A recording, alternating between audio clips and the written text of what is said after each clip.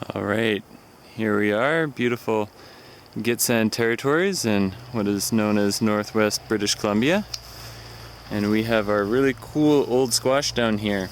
And I'm gonna show you what I know about hand pollinating, because squash can be open pollinators, so that means that you'll get a true fruit off this plant, but you may not get a true fruit off of the seeds from this squash.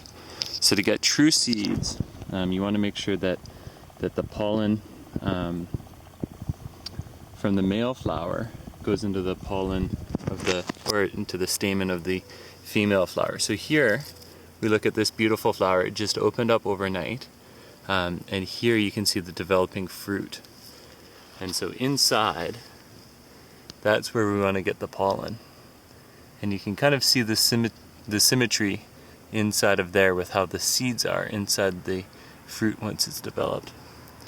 So what does a male flower look like? If we look further down the plant, we can see some old ones. So here's a fairly new one, here's a brand new one, and here's an older one.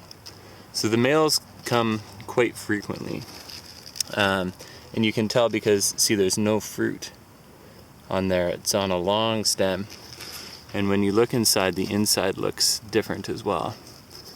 Hang on here. So there you can, my apologies.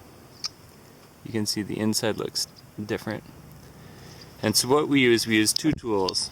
We use what I use is a Q-tip and a twist tie, as you can see on that cinder block there. And I have that cinder block there because it acts as a heat sink.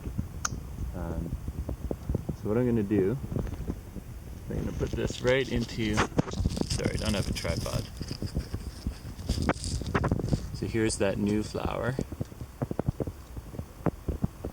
And hopefully, yeah, so see, I didn't get any pollen on there. The pollen will be like a nice yellow color.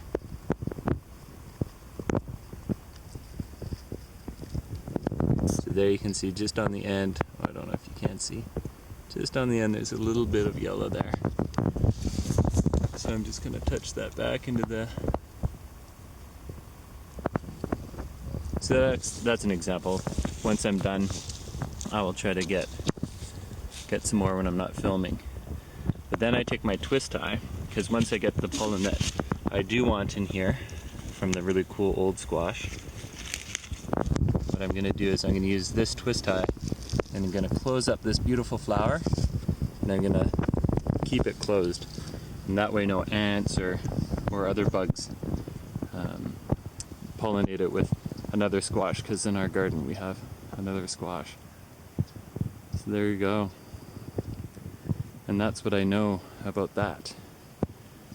So, in 2 years I'll tell you if it worked, if my seeds are still true.